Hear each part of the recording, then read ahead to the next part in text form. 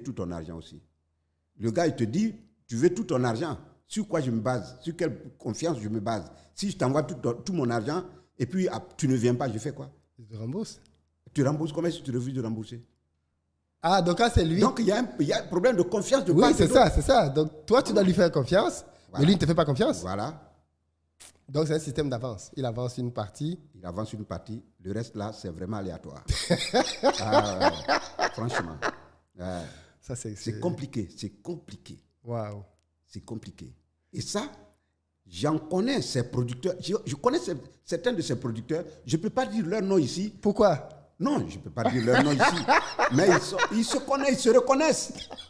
Quand ils vont regarder cette émission, je sais qu'il y a certains qui vont se reconnaître dedans. Ils vont dire, ah, quand Gou parle comme ça, c'est de moi il parle. Chacun se reconnaît. Il y a beaucoup qui m'ont fait le coup.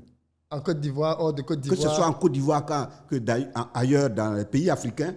Tu ne veux pas donner le pays? Je ne peux pas. Même en dehors de l'Afrique, en Europe, il y en a. En Europe aussi? Ben oui. Wow. Ben oui. On te paye le billet d'avion parce que tu te dis, si déjà il m'a fait le billet d'avion, aller-retour, et qu'il m'a fait une avance, ça veut dire que le reste, là, c'est facile à gérer. Il est sérieux. Erreur. C'est pas toujours évident. Il y en a qui arrivent vraiment à honorer leur engagement, mais ce n'est pas tout le monde. Voilà. C'est dans ça qu'on vit. Donc, ne prenez pas le succès pour mettre à côté de l'argent. L'argent, ça n'a rien à voir avec le succès.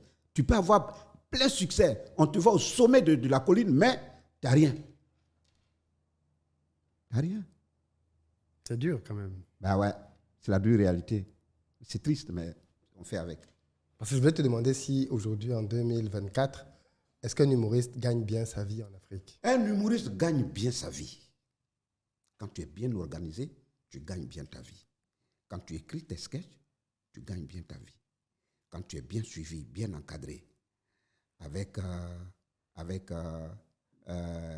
community manager, tu gagnes bien ta vie.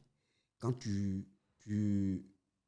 la partie contractuelle, des juristes pour les contrats. Tu t'entoures d'un cabinet juridique, oui. Tu gagnes bien ta vie.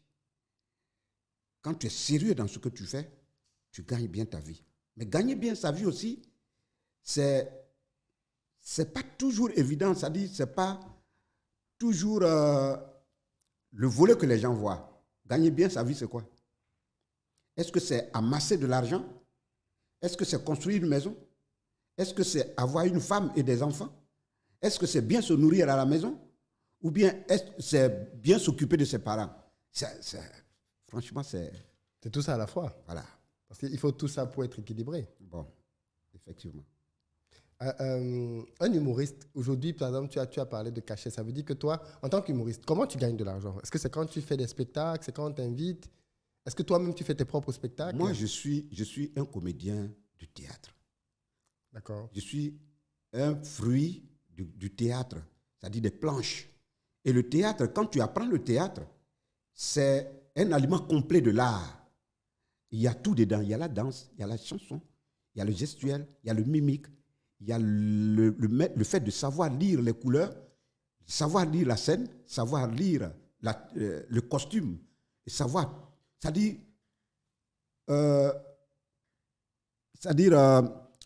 interpréter son entourage. Le comédien, c'est ça. Maintenant, l'humoriste, quand tu es comédien, il est plus facile pour toi de prendre le côté humour. C'est plus facile. Mais le comédien, l'humoriste, c'est difficile souvent quand tu n'as pas je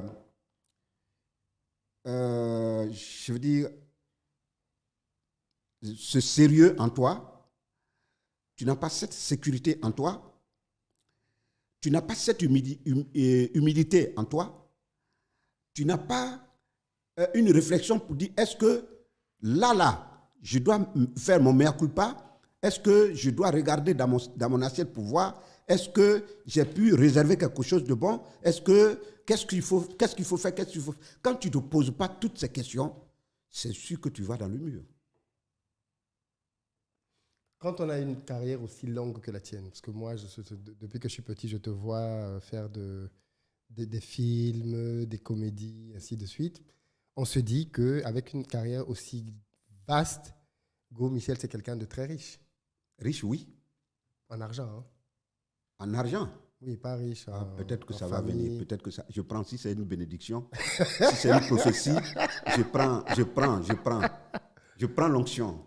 Mais on te voit partout. Tu fais des émissions sur Canal, le Parlement du Rire.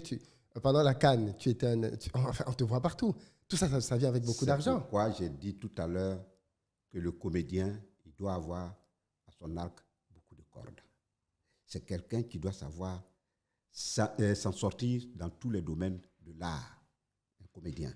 Quand tu jouis de tes facultés intellectuelles et physiques, tu dois pouvoir t'en sortir partout. Alors, toutes ces émissions que vous voyez, effectivement, c'est ça qui me permet de vivre. Sinon, je ne serais pas devant vous ici en bonne et due forme. Et là où je suis, sincèrement, je sais que je suis en pleine forme, point de vue santé. Mais si toutes ces émissions que j'arrive à faire, si rien ne rentrait, aujourd'hui, je ne serais pas là. Peut-être que je serais malade quelque part. Parce que si tu n'arrives pas à avoir le minimum vital, tu n'arrives pas à te soigner. Tout à fait. Tu n'arrives pas à manger. Tu n'arrives pas à cerner tout ton entourage. Mais aujourd'hui, si je suis là, que je dors bien, que j'arrive à manger ce que j'ai envie de manger et que je supporte les charges fixes à la maison, c'est dû à tous ces métiers que je suis en train de faire, à tous ces plateaux que je fais. Ça veut donc dire que on n'est pas dans... Est-ce que c'est parce que tu as mal géré tout l'argent que tu as gagné pendant ta carrière ou alors simplement parce qu'une carrière comme ça, ça ne génère pas beaucoup d'argent? C'est ce que je voulais demander. J'ai gagné quoi? Beaucoup d'argent. On t'a vu partout à la télé. Mais c'est ce que j'ai expliqué au départ ou bien tu ne oui, mais tu m'as parlé des spectacles, mais tu m'as parlé de la télé. Non, même la télé paye combien? Un plateau de télé paye combien? Je ne sais pas. Ah, tu ne sais pas et puis tu dis que je suis riche. Non, mais tu as fait des séries, tu as fait beaucoup de séries quand même. Beaucoup de séries? Oui, on t'a vu dans beaucoup de séries. Beaucoup de séries, les séries, ça paye combien? Ça, je ne sais pas. On n'est pas en Europe. On n'est pas en Europe.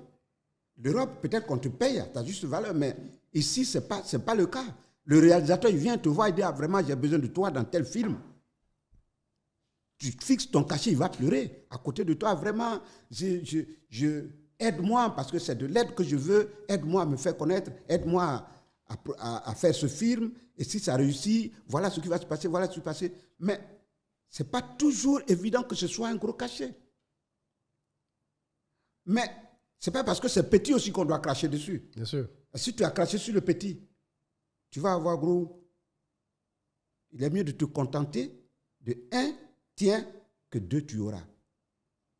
Donc, les cachets qu'on prend, ce n'est pas gros, mais ça nous aide quand même, ça nous amène à survivre, à exister, à subsister.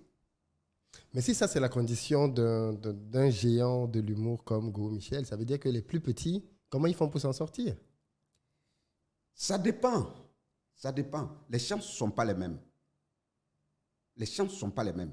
Aujourd'hui, comme tu le dis, ça fait belle lurette que moi, je suis sur les réseaux. Ça fait belle lurette que je suis sur les planches. Ça fait un bon moment que je suis dans les téléfilms, dans les séries, sur les plateaux de télé. Tout à fait. Il y en a qui viennent d'arriver. Il y en a qui sont arrivés, ça ne vaut même pas 10 ans, qui sont plus riches que moi. Qui ont vraiment de quoi vivre que moi. C'est dû à quoi? C'est la chance. Ce n'est pas le talent seulement. Ce n'est pas la volonté seulement. Mais qu'est-ce Il y a aussi la chance qui joue. Qu'est-ce qu'ils font de plus que toi? Ils ont plus de chance que moi. Et les chances, c'est... Est-ce que ce n'est pas une excuse de dire ça comme ça? Comment ça, une excuse? Que quelqu'un qui vient d'arriver, qui gagne beaucoup plus, c'est parce qu'il a de la chance. C'est une question de chance. Nous, on a traversé une époque qui n'est pas celle d'aujourd'hui. Nous, à notre époque, quand on faisait le théâtre au début de nos tournages de films, tu sais combien on touchait par film? Non. Combien? Quand on commençait avec les Guignols d'Abidjan, on avait 15 000 francs par film. 15 000 francs. 15 000 francs CFA par film tourné. Tourné fini. On te donne 15 000 francs. Wow. 1 000 francs comme transport, aller et retour, par jour de tournage. Et un film pouvait te prendre combien de jours? Un film, ça pouvait te prendre peut-être 3 jours de tournage, 3-4 jours de tournage. Et tu as 15 000 francs. Et tu as 15 000 francs. C'était à peu près quelle année? C'était dans les années 93, 94, 95, jusqu'à... Il y a 30 ans. Pratiquement. 15 000 francs. Même à l'époque, c'était beaucoup d'argent? Je ne pense pas. Comment c'était beaucoup d'argent? 15 000 francs, tu vas aller où avec ça? Un jean, pantalon jean, c'est pas comme maintenant où les jeans sont versés. En ce moment, le jean, ça coûtait combien? 17 000. Hein? Quand tu fais un film, tu ne peux pas t'acheter un jean. Tu ne peux pas. Tu ne peux pas. Alors, si tu habites une maison de 30 000 francs ou bien de 20 000, tu payes combien? Tu payes comment? Donc, il faut se battre pour tourner au moins 3 ou 4 films dans le mois. Aujourd'hui, ce n'est pas le cas. Aujourd'hui, c'est... Bon, nous, on prend de l'âge. Donc, on n'a plus cette sève-là dans les os. On n'a plus cette rapidité et ce côté leste de l'acteur d'antan. On prend de l'âge. Et les jeunes, ils viennent, ils ont encore cette fougue. Et quand tu as un rôle que tu dois confier à un jeune fougueux, ce n'est pas à moi que tu dois confier ça. Je vais te bâcler ton rôle. Donc, il faut confier ça à un jeune qui vient d'arriver. Mais le cachet, il est différent de celui que nous, on touchait avant. Oui, bien sûr. Ben voilà. Ça explique tout. Oui. Ça fait 30 ans que tu es dans ce métier. Tu as tout vu, je pense. De tout ce que tu as pu voir dans ce secteur-là, pourquoi tu ne t'es pas dit à un moment donné, il faut que je commence à me produire moi-même, puisque tu as dit tout à l'heure que ce sont les producteurs qui ont l'argent. Ouais. Pourquoi tu ne t'es pas dit, ou alors tu as essayé de faire ça? Tu as pensé à te produire toi-même? J'ai pensé à me produire. Mais la volonté seule ne suffit pas. Il faut les moyens de bord. Et la production cinématographique, on sait ce que ça coûte. Ça coûte les yeux de la tête. Et j'ai lancé ma propre production, qu'on appelle Go Production. Ça, c'est ma structure de production. Elle existe depuis quelques années déjà. Je me suis doté d'un bon matériel de tournage, en caméra, en lumière, en son et en post-production. J'ai déjà produit certains films. Mais c'est pour vous dire que la production coûte excessivement cher. Pour tourner un 26 épisodes, en moyenne, si tu n'as rien mis dedans, c'est dans l'ordre de 30 à 40, 50 millions. Si vraiment tu veux un bon résultat. Et là encore, ça c'est moi qui le dis, mais il y a de grosses productions où les 26 minutes, ils vont te parler de 100 à 200 millions. Moi, je peux avoir ça où? Si une structure n'est pas venue en coproduction, je vais trouver 200 millions où? 500 millions, je trouve ça où? Vous voyez? Donc, c'est-à-dire que ce n'est pas parce que la volonté manque. La volonté y est. Mais c'est les moyens financiers. Or, l'industrie cinématographique, ça a besoin d'un appui colossal. Alors, si à cela s'ajoute la volonté politique, on aura tout gagné. On aura tout gagné. Je prends par exemple Nollywood. Oui. Nollywood, là-bas, avant que le cinéma du Nigeria arrive à ce niveau-là, il y a eu une politique, une politique qui a été menée autour des cinéastes. On vote un budget annuel. On dit bon, on vote un budget de 5 milliards. On rassemble les producteurs, les réalisateurs, et on leur dit, chacun a 200 millions, chaque producteur a 200 millions, rentrez en brousse, revenez avec de la production. Vous pensez que si ici, là, chaque producteur, chaque réalisateur est doté de ce montant-là, vous pensez que l'industrie du cinéma, ça ne va pas monter? Mais si, ça va exploser. Ça va exploser. Mais si tu es seul à te battre à gauche, à droite, rassembler de quoi prendre le matériel, de quoi payer les techniciens, de quoi faire le repérage, de quoi payer les acteurs, de quoi payer la post-production, c'est dur. C'est dur. Mais c'est un métier qu'on a choisi. On ne va pas fuir, on ne va pas reculer. On va y aller jusqu'au bout. Mais nous, on a, dans notre passé, à notre époque, on a lutté pour pouvoir donner, vraiment faire de la place au cinéma, faire de la place à l'art, pour que ceux qui viennent dans ce métier puissent vraiment vivre pleinement de ce métier-là. Nous, on a fait ce sacrifice. Mais aujourd'hui, ça paye. Aujourd'hui, ça paye. Ceux qui viennent dedans et ceux qui ont vraiment le minimum de talent, ils arrivent vraiment à s'en sortir. Et c'est salutaire déjà. Quand on fait une émission comme celle que tu fais sur Canal, par exemple, les gens qui viennent passer là sur scène, ils sont payés pour passer? Ça dépend. Ça dépend. Je ne sais pas. Moi, je vais faire ma prestation. Et tu, Maintenant, ce qui se passe en interne, je ne saurais le dire. Je ne saurais le dire. Mais le minimum que je sais, il y a des humoristes qui sont payés, qui ont un cachet par passage. Voilà, les humoristes ont un cachet par passage, mais dire voilà ce que les humoristes touchent, je ne pourrais pas le dire. Et toi, dans ton rôle, tu es payé par épisode aussi? Absolument. Tu es satisfait de ta rémunération? On n'est jamais satisfait de sa rémunération. On n'est jamais satisfait. Donc, c'est pas assez, tu veux plus?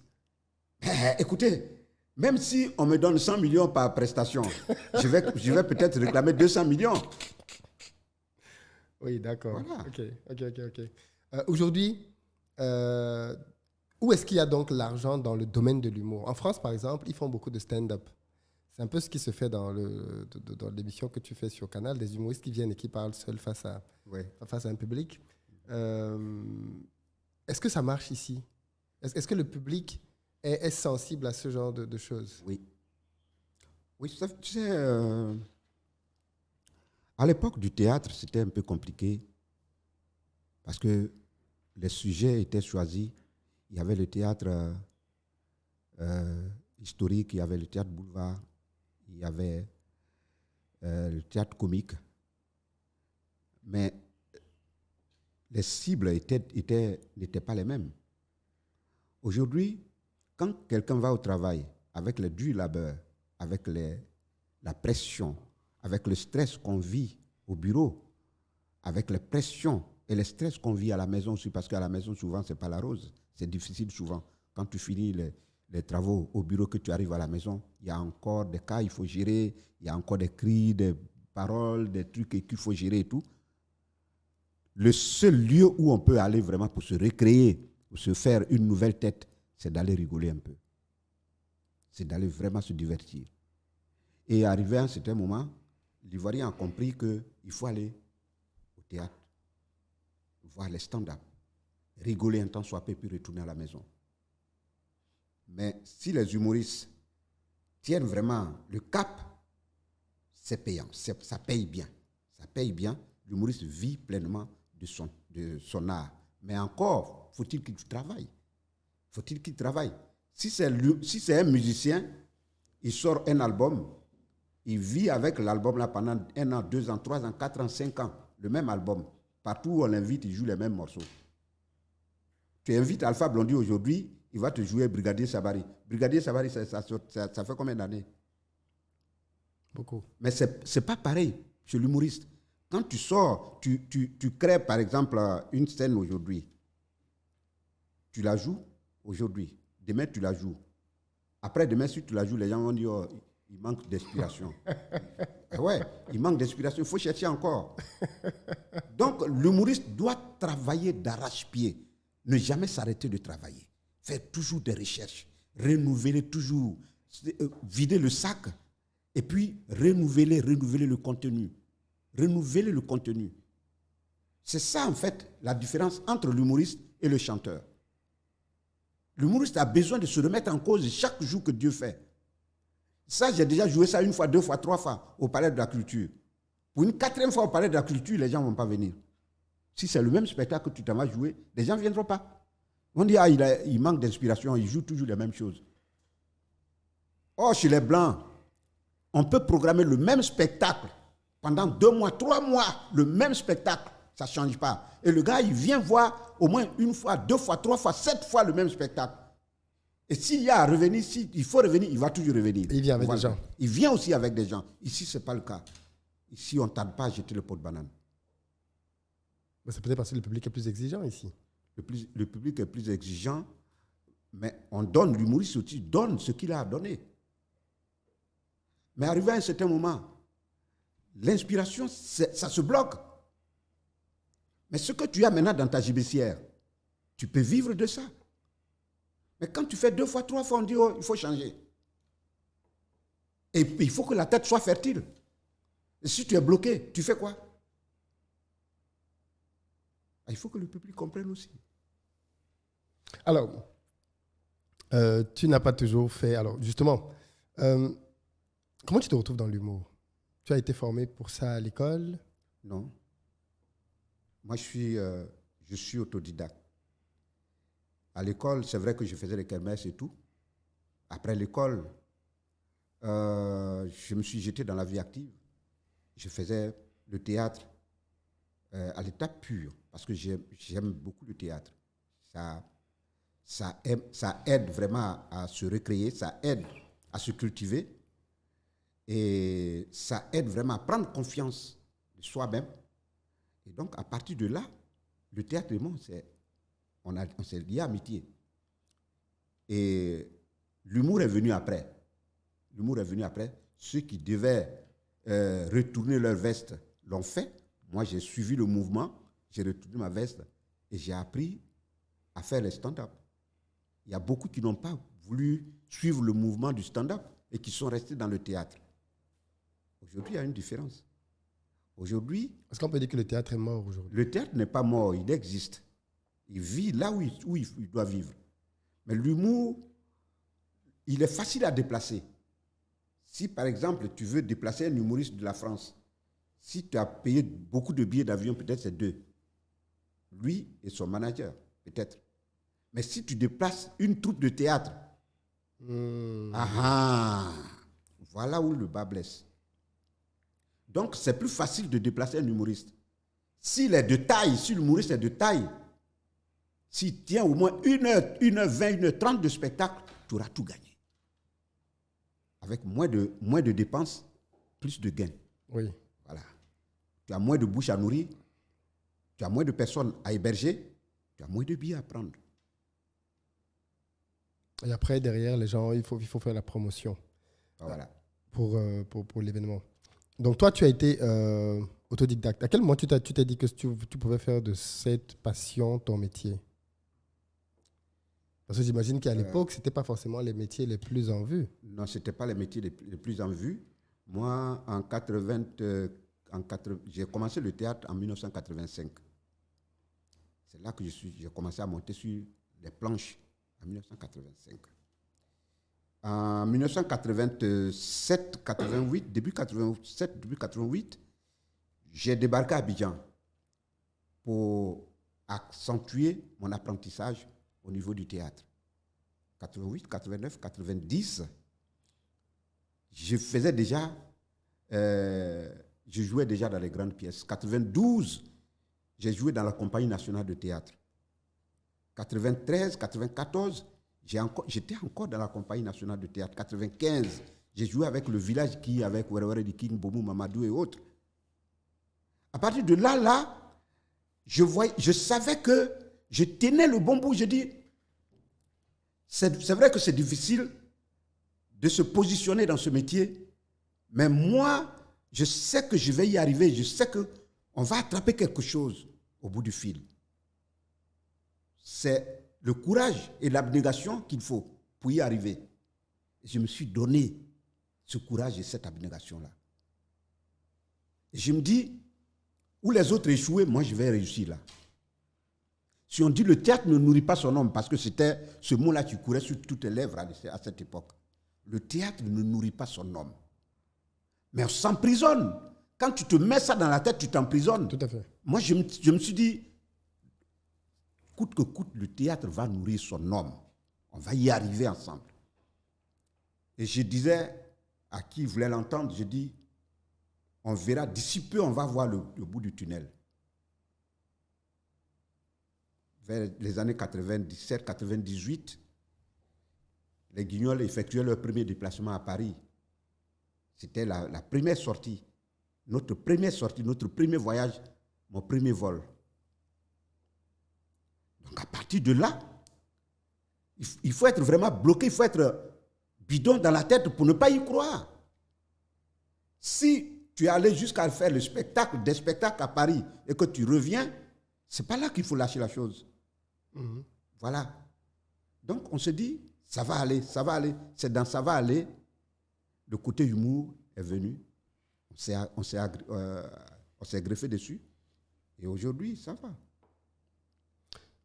Mais est-ce qu'à l'époque, c'était déjà un métier qui... Tu l'as dit tout à l'heure, c'est un métier qui ne rémunérait pas beaucoup. Oui. Mais tu t'es dit quand même qu'avec le temps, tu allais t'en sortir. Oui.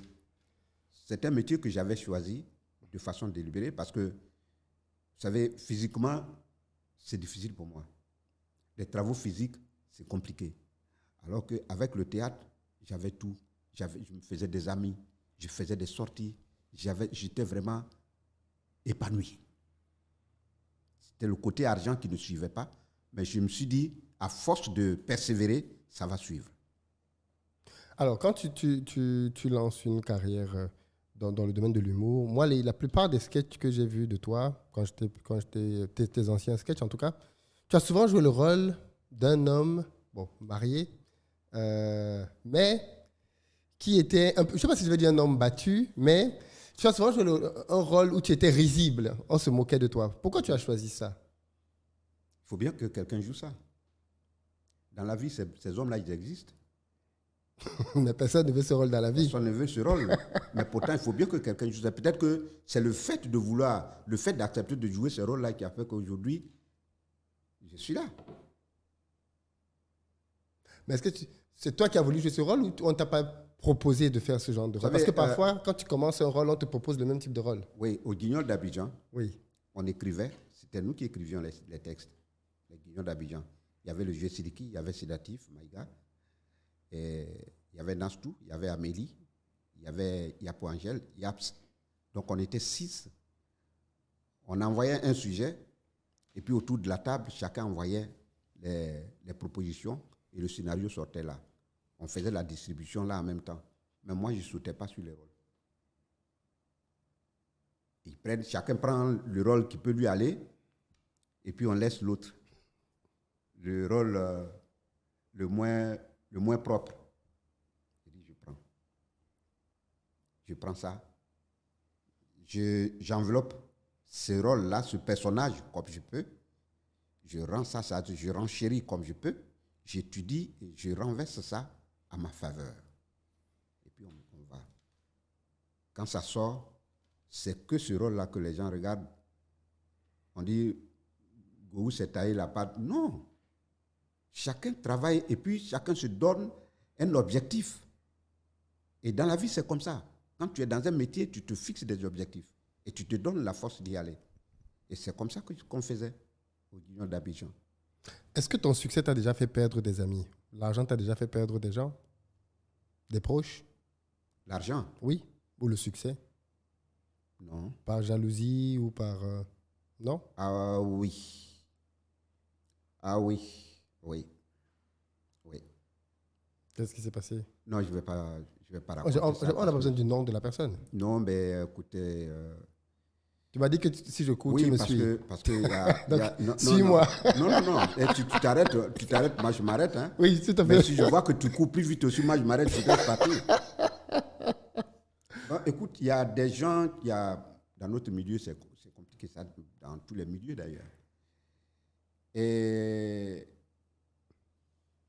quand tu travailles avec des personnes et que c'est toi qui es toujours en vue, ça suscite beaucoup de choses. Oui. Voilà. Ça, c'est naturel. Mais de là à penser que c'est parce qu'il utilise des pratiques occultes qu'il est là où il est. On t'a accusé de ça? On m'a accusé de ça. Plusieurs fois, on m'a accusé de ça. Plusieurs fois. C'est pas possible.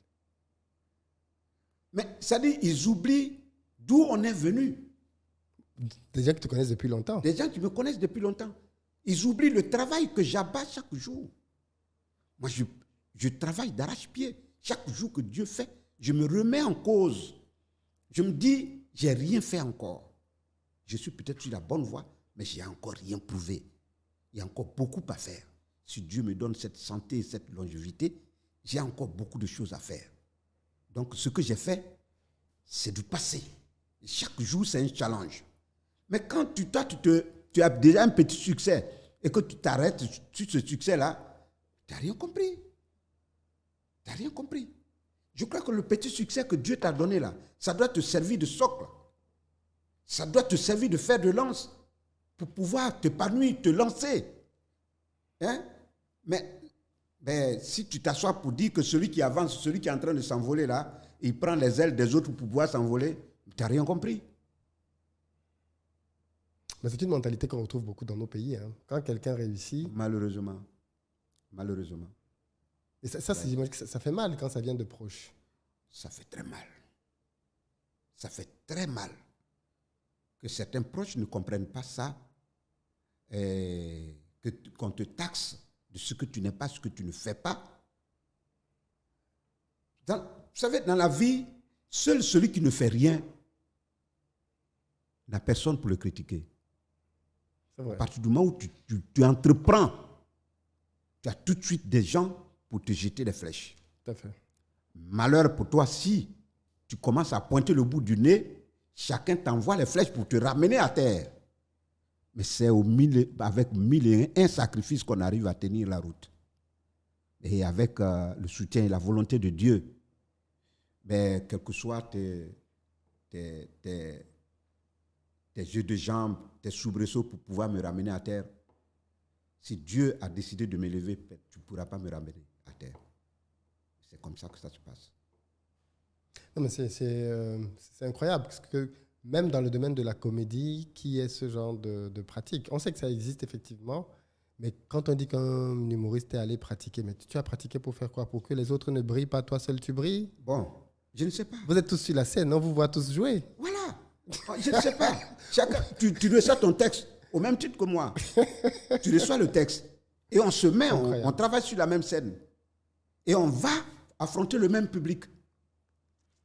Si les gens m'ont applaudi et qu'ils ne t'ont pas applaudi, moi j'ai quoi à voir? Mais t'applaudis à cause du rôle? Peut-être. À cause de ta prestation? Mais c'est l'autre qui doit le savoir. Oui, puisque vous jouez ensemble. Voilà. Mais si lui ne comprend pas, et puis il se dit, avant de monter sur scène, tu as frotté du Nasigi. C'est quoi le Nasigi? C'est un produit? C'est le Nasigi, non, ce n'est pas de l'écorce. C'est ceux qui font le maraboutage. Oui. Vous savez, les marabouts, ils ont cette ardoise sur laquelle ils écrivent avec de l'encre. OK. Avec la plume et l'encre. Oui. Et après, quand tu demandes, quand tu vas le voir pour un besoin, ils écrivent et ils lavent l'ardoise. Et l'écriture revient, ça devient de l'eau encore. Vous voyez? Oui. Et ils recueillent cette encre-là, cette eau-là. Oui, qui coule, OK. Cette eau qui coule là, c'est ça qu'on appelle le Nasigi. C'est ça qu'on appelle le Nasigi. Il y en a qui se nourrissent de ça. Nourris comment? Ils mangent? Il y en a qui boivent, il y en a qui se badigeonnent avec ça, pensant que c'est la clé de la réussite. Tu ne peux pas suivre ce genre de pratique et puis pouvoir te positionner dans la vie. Donc, comme eux, ils sont dans ça, c'est ça en fait, oui. Ils pensent que quand toi, tu pointes le bout du nez en même temps, ça veut dire que tu as un marabout qui te fait du Nasigi. Et qui est plus puissant que le marabout. Bon. Puisque eux, ils font ça et ça ne marche pas pour eux. Donc. Oui, ils le font. Ouais, c'est ça en fait. C'est incroyable. Bah, ouais. Aujourd'hui, est-ce que tu voudrais que un de tes enfants fasse la même carrière que toi dans le domaine de l'humour? C'est pour savoir, est-ce que tu penses que c'est un métier d'avenir? Le métier de l'humour, oui, c'est un métier d'avenir. Vu là où on est venu, oui. Si aujourd'hui, grâce à l'humour, on arrive à se loger, à se nourrir, à se déplacer, à supporter nos charges fixes, à venir en aide à nos familles, c'est grâce à l'humour. Avant, ce n'était pas le cas. Aujourd'hui, ça paye. Et je dirais même que ça paye bien. Ça nourrit son homme. Donc, moi, je ne peux pas empêcher mon enfant qui veut embrasser ce métier de lui dire non, ne va pas à ce métier. Non. Bien au contraire. Je vais l'y encourager. Mais je ne vais pas dire à mon enfant, va à l'école pour devenir humoriste. Lui, il va à l'école. Il vient avec ses notions. S'il a des notions humoristiques et qu'il a besoin d'un coup de pouce, pourquoi je ne vais pas le pousser? Je vais le pousser à ce métier. Parce que ce n'est pas un métier de bandit. C'est un métier de contact. C'est un métier de dialogue. C'est un métier d'évasion, de voyage. C'est un métier d'avenir. C'est le métier le plus beau, le plus noble. Si c'était à refaire, je choisirais la même chose. Donc, si mon fils vient à ce métier, bienvenue, mon fils. Financièrement, est-ce que tu penses que tu as réussi à bien gérer tout l'argent que tu as gagné? Tu as pu t'acheter une maison, construire, avoir des appartements en location? Je pense que oui. Je pense que oui. Si ce métier m'a permis d'avoir une maison, je rends grâce à Dieu. Je pense que je n'ai pas dilapidé le peu d'argent que j'ai eu. Je suis logé. J'ai d'autres maisons, j'ai des bâtisses, j'ai des maisons. Mais je ne vais pas étaler ici ce que j'ai. Tu peux, hein, on est entre nous. Non. Tu ne veux pas me suivre là-bas? Non, je ne vais pas te suivre là-bas. Si c'est le chemin rouge que tu prends, je te laisse partir. Après, tu me retrouves là. Voilà. Donc, j'ai pu sécuriser quand même. Oui. J'ai pu sécuriser mon avenir et puis celui des enfants. Et voilà, je n'arrête pas. Tu as investi dans l'immobilier? Pourquoi l'immobilier? L'immobilier, c'est l'investissement le plus sûr. Oui. Quand tu es dans l'immobilier, ça prend toujours des valeurs chaque jour que Dieu fait. Chaque année que Dieu fait, l'immobilier prend de la valeur. C'est vrai. Voilà. Donc, ce n'est pas mauvais d'investir dans l'immobilier. Moi, j'ai investi dans ce que je gagne, je mets dans l'immobilier sans regretter. Et ça me paye bien. Et ça garantit aussi l'avenir de mes enfants. Demain, quand je ne pourrai plus travailler, personne ne va venir me dire « Sors de la maison parce que tu ne payes pas ». Déjà, c'est une garantie qui ne s'explique pas. Donc, je ne dirais pas que j'ai dilapidé mon argent. J'ai une assurance. OK. Santé? Une assurance, santé, tout, qui couvre ma famille, qui me couvre. Donc, vous voyez, ça veut dire que je ne dilapide pas. Quand je gagne le peu que je gagne, je l'utilise à bon escient. Tu ne fais pas la fête? Je suis anti-fête. Ah oui? Ouais. Moi, quand je sors de ma maison, je suis à mon bureau, je travaille. Si je ne suis pas sur un tournage, que je ne suis pas sur un voyage de spectacle, je suis à la maison. Quand je sors de mon bureau, 17h, 18h, je suis à la maison. Je ne sors pas la nuit. Si tu me vois dehors la nuit, ça veut dire que je vais pour un spectacle. Je ne sors pas la nuit. Quand je rentre à la maison, 17h, je ne sors que le lendemain. Je suis à la maison avec ma petite famille, mes enfants, ma femme. On papote. Et puis voilà. Je crois que c'est ça aussi. Je suis très rangé. C'est très rare pour quelqu'un qui a du succès en général. Les gens qui ont du succès sont des hommes assortis, les hommes à femmes, les hommes à boîte de nuit. Oui, bien sûr. C'est ça l'erreur. C'est ça l'erreur. Parce que le succès est trompeur en fait. Le succès, il est dangereux, il est tentant. Il a des vices, le succès. Mais si tu suis tout ça, tu es perdu. En même temps que le succès est là, en même temps, il faut vraiment avoir la tête sur les épaules, avoir la suite dans les idées et savoir te caser, savoir t'encercler d'un minimum de sécurité pour pouvoir avoir une base solide demain. Mais si tu te bases sur ce succès que Dieu te donne pour être fêtard, c'est toi qui es dans toutes les boîtes, chaque nuit, tu exploses les bouteilles de champagne. Tu sais à quel moment ce succès va s'arrêter?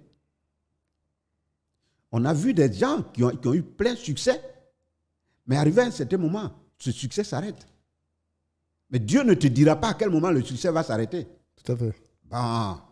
Donc, le peu que tu as, le peu que Dieu te donne, à partir du travail que tu fais, il faut vraiment être réfléchi, savoir où tu le mets, pourquoi tu le mets là, qu'est-ce que tu auras en retour.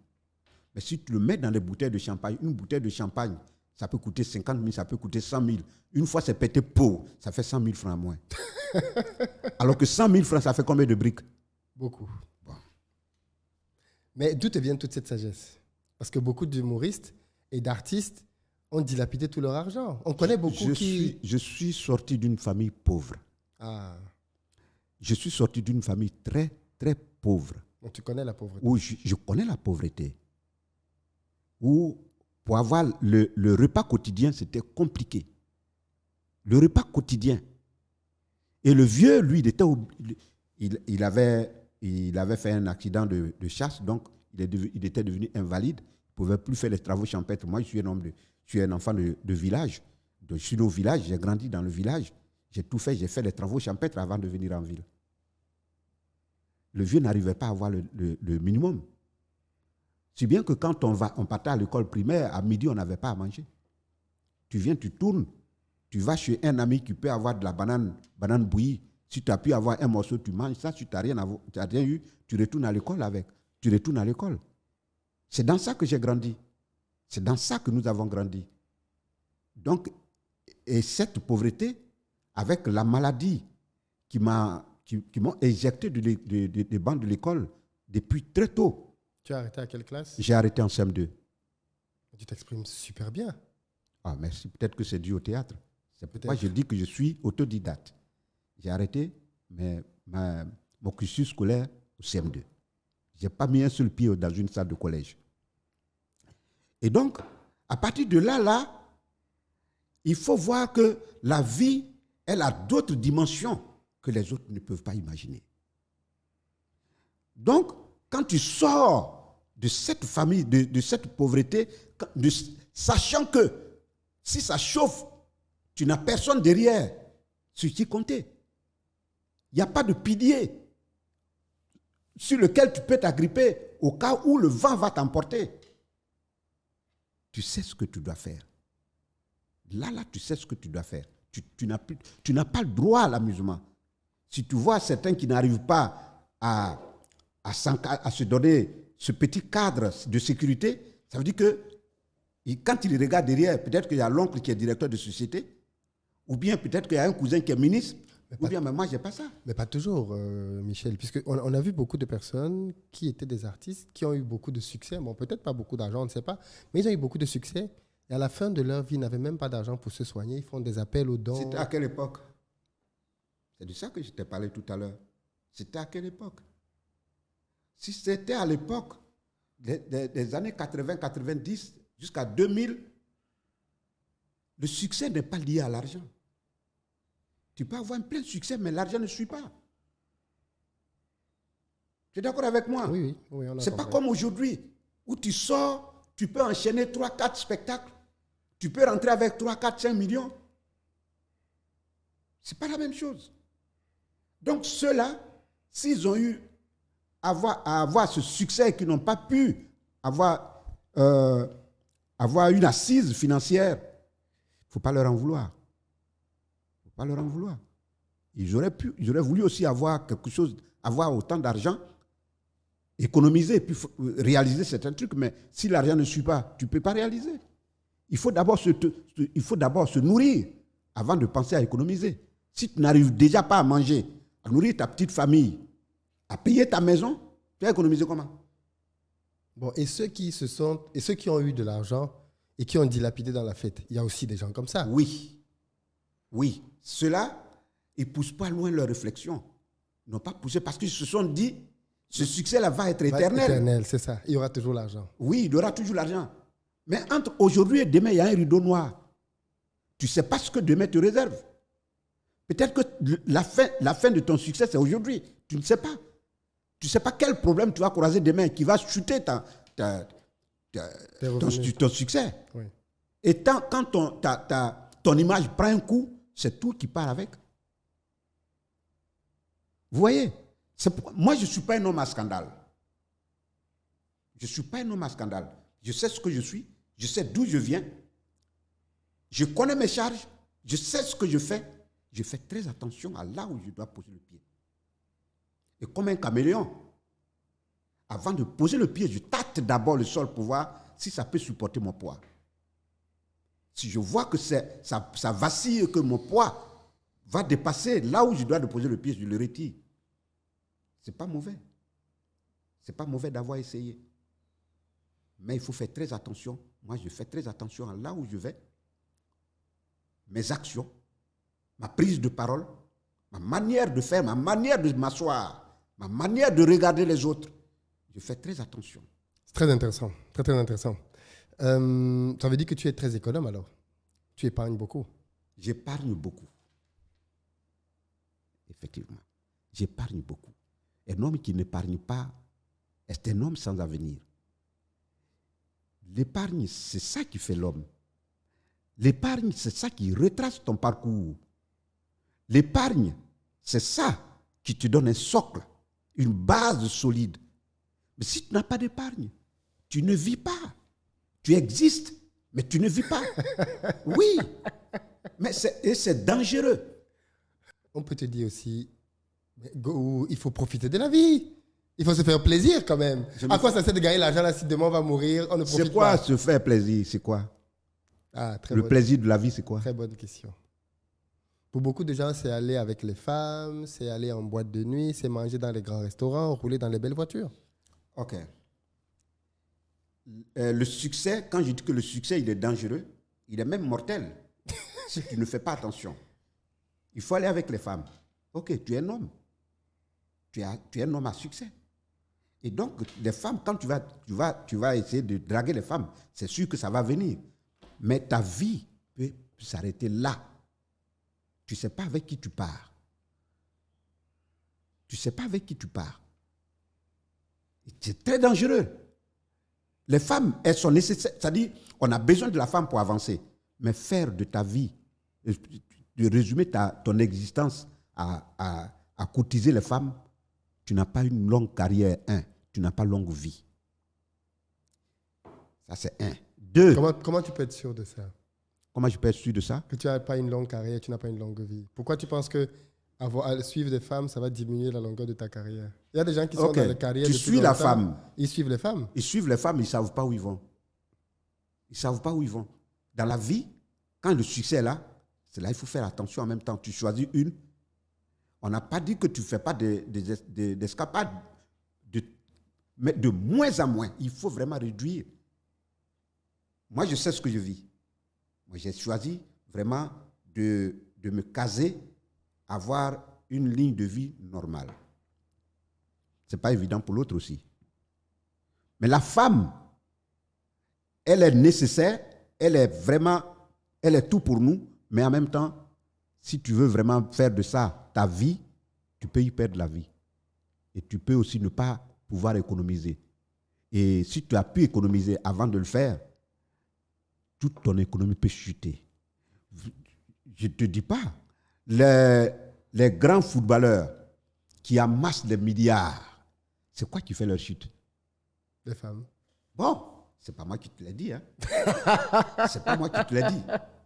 D'accord. Déjà que tu as répondu à la question de la femme, on met ça de côté. Oui. La boîte de nuit. Oui. Quand tu pars dans une boîte de nuit, c'est pour faire quoi? Champagne. Champagne à gogo. Oui. C'est quand même toi. Tout le monde te connaît. Bien sûr. Et qui n'a pas envie d'être à ta table? Si une bouteille est finie, il faut en amener une deuxième, puis une troisième, puis une quatrième. Et puis tu peux même offrir à d'autres tables. Et là, tu peux offrir à d'autres tables. L'alcool, ça coule à flot. Arrivé à un certain moment, tu ne te contrôles plus, tu ne te vois plus. Tu peux prendre un truc dans ton verre. Oui, c'est déjà arrivé. Et là, patatras, tu es parti. Vous voyez, donc le succès, il est bon, mais en même temps, il faut faire très attention. Tu peux avoir tas d'amis parce que tu as le succès. Mais avec les amis, qui vient franchement vers toi? Qui vient franchement? Et qui vient avec d'autres intentions? Tu ne peux pas le savoir, tu n'es pas Dieu. Mais celui qui veut t'avoir, là, c'est celui qui est à côté de toi. Le mal ne vient jamais de loin. Bon. Et les belles choses, les belles voitures. Les belles voitures, ça va avec le succès. Oui. Les belles voitures, ça va avec le succès. C'est tout à fait normal. Ça, c'est juste des moyens de déplacement. Ce n'est pas le m'as-tu vu quand tu es dans une belle voiture. C'est juste te faire ce plaisir d'être dans le confort. Mais ce confort-là, ça t'attire la convoitise. Absolument. C'est pour ça que les gens te jalousent. Ça te tire la convoitise. Même tu n'as pas besoin de voiture. À partir du succès que tu as déjà, ça attire la convoitise. Tout à fait. Les gens veulent être à ta place. Bon. Et aujourd'hui, tu es au sommet de ton art.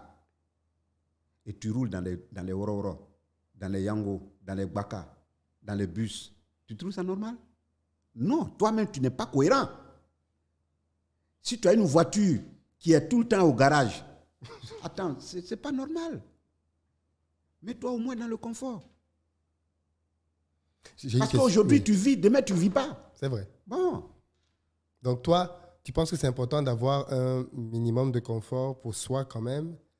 Le minimum de confort. Minimum de confort. Là où tu habites, comment tu te déplaces? Là où tu habites. Qu'est-ce que tu manges? Oui, très important. Où tu vas quand tu te déplaces? Oui. Ton habillement, il faut être propre. Beaucoup de gens, voilà notre endroit, les gens dépassent beaucoup d'argent, l'habillement. L'habillement, c'est important, mais il faut savoir ce que tu prends comme habit. Tu n'as pas besoin de porter des habits d'1 million, 1,5 million pour paraître. Pour que ce soit bien fait. Nous avons des stylistes aussi ici en Afrique qui font de très belles choses. Moi, je ne veux pas laisser un styliste africain, ivoirien, pour aller porter du Louis Vuitton. Je vais où? Lui, il est déjà assis.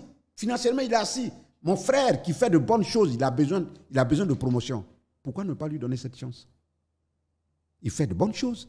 Et c'est propre. Quand tu portes, c'est bon. On te regarde. Et si tu as le succès, c'est toi qui peux porter l'habit de Jacques Création, pour mettre Jacques à la lumière. C'est vrai. Bon.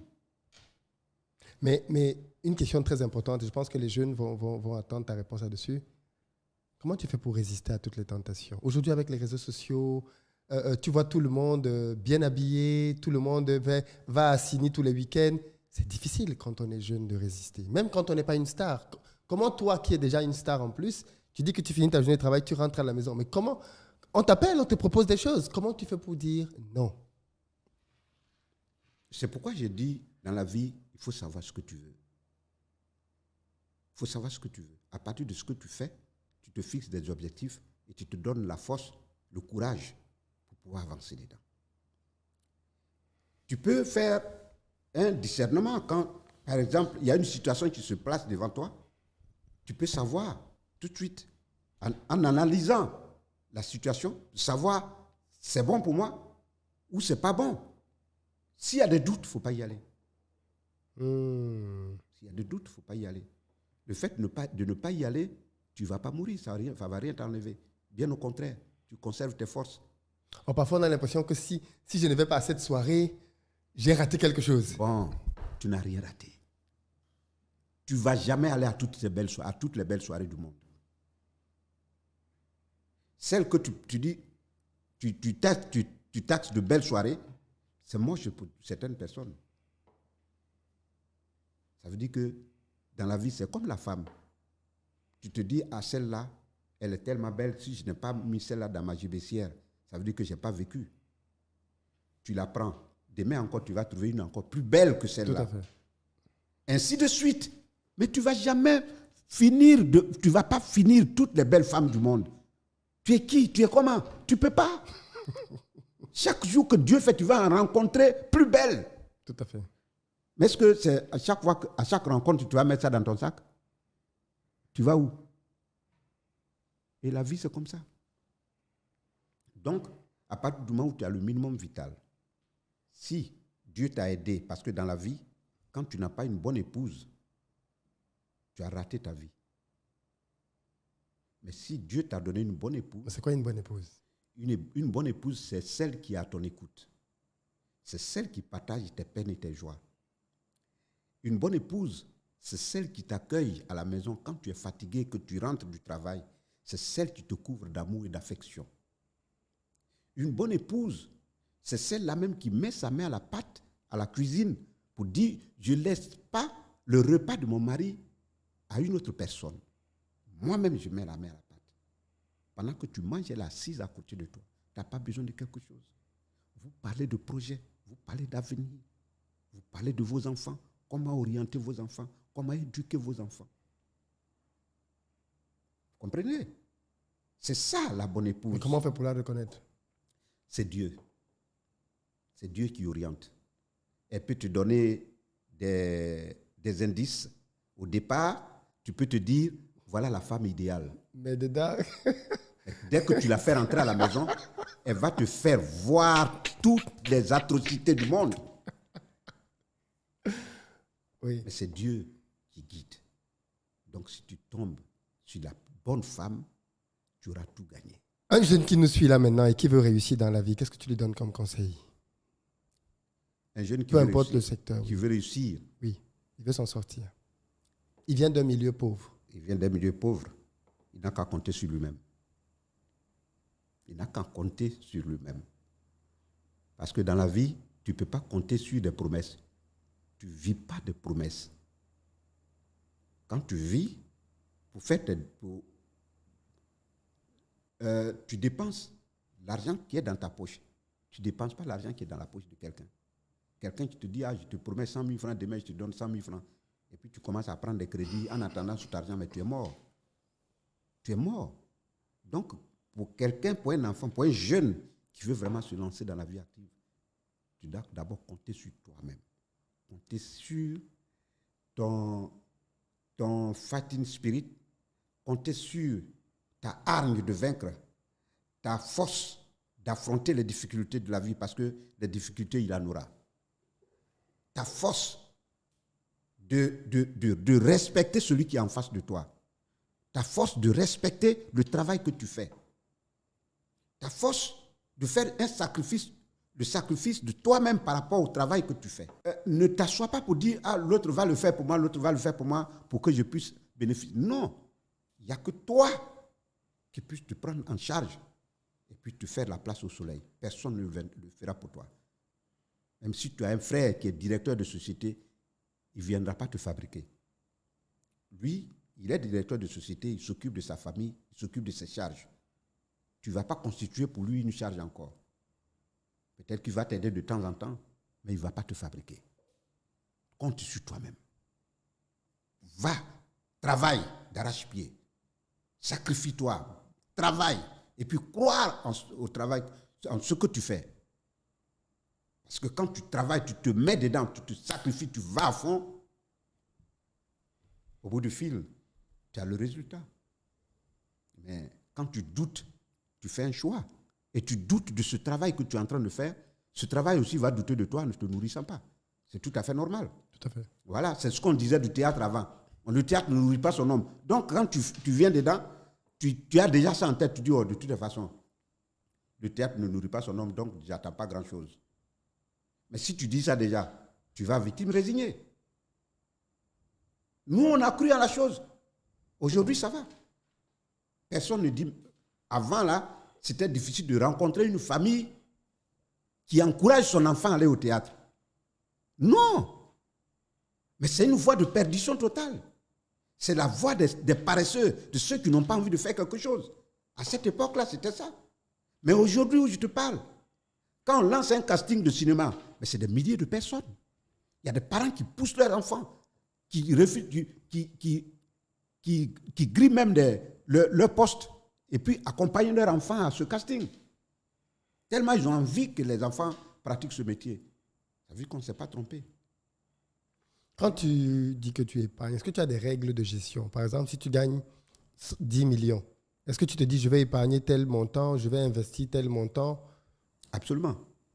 Absolument. Même si c'est 1 million qui te tombe sous la main, il faut savoir faire la part des choses. Il y a tout un calcul à faire. Parce que le mois ne dure que 30 jours. Le mois dure 30 jours. Si tu as des charges mensuelles, il faut faire de sorte que ce million que tu viens d'avoir puisse couvrir le mois. C'est-à-dire, et la maison, et l'argent que madame doit prendre pour faire le marché, la prévision. Et une fois la provision est faite, mettre un peu de côté en cas de maladie. Parce que tu ne vis pas seul, tu vis avec des gens, des personnes. La femme, il y a des enfants qui n'ont pas demandé à naître, qui sont là, qui sont très fragiles. Donc, il faut un peu de côté pour pouvoir les soigner. Il faut mettre de l'argent de côté pour les déplacements. Donc, tu fais un partage, mais il faut toujours mettre en idée que l'épargne t'attend. Tu as 1 million, tu peux dépenser 800 000 et puis épargner 200 000. 20%. Ce qui est mauvais, c'est quand tu prends le million et tu dispatches, ça finit en même temps, et puis tu es là, tu attends, tu dis demain encore j'aurai un autre million. Ce n'est pas évident. C'est pas évident. Il faut être vraiment avant-gardiste, quoi. Il faut être avant-gardiste. Est-ce que tu penses à laisser un héritage à tes enfants? Absolument. Parce que sinon tu n'as pas vécu. Si tu vis et que tu as pu travailler, tu as pu toucher de l'argent, aussi peu qu'il soit, et que tu n'as rien laissé à tes enfants en partant, tu as échoué. Tu as échoué. Mais en même temps, le peu que tu vas laisser, il faut que ça leur soit utile. Il faut qu'ils utilisent cela à bon escient. Il ne faut pas que ce soit l'objet de division. Tout à fait. Pas que ce soit l'objet comment on appelle, d'attentats ou alors comment on appelle, d'attaques. Il faut que ce soit un truc qui puisse vraiment les unir. Les amener à parler le même langage et puis aller dans la même direction. Donc, il faut mettre vraiment cette ceinture de sécurité autour de ça pour que demain, si tu n'es pas là, ça puisse les rassembler. Très intéressant. On arrive quasiment vers la fin de notre podcast.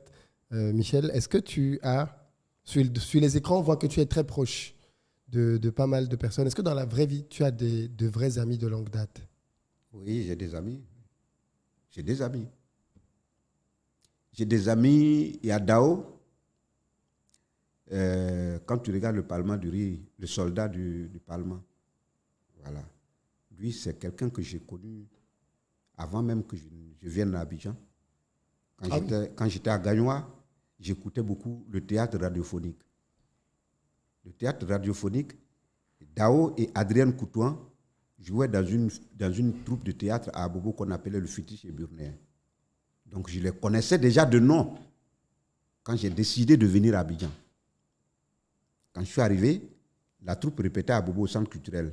Je suis allé m'inscrire là pour pouvoir apprendre le théâtre. C'était un ensemble artistique. Et depuis, quand je suis rentré en 1987, Dao et moi, on a lié amitié. Et depuis, jusqu'aujourd'hui, on est ensemble. Depuis 1987. Quand tu calcules, tu sais combien d'années ça te fait?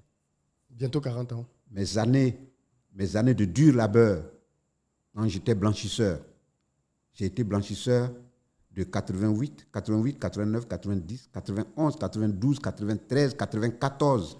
7 ans que j'étais blanchisseur à Bobo.